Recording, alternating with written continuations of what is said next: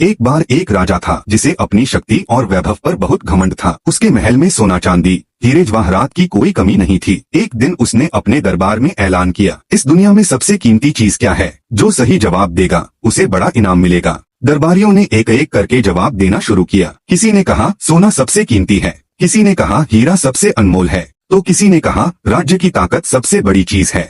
राजा हर जवाब पर सिर हिलाता लेकिन संतुष्ट नहीं होता। उसी समय एक साधु वहां आए। राजा ने उनसे भी वही सवाल पूछा, बताओ इस दुनिया में सबसे कीमती चीज क्या है? साधु मुस्कुराए और बोले, महाराज सबसे कीमती है मिट्टी। यह सुनकर पूरा दरबार हंस पड़ा। राजा ने कहा, तुम मजाक कर रहे हो?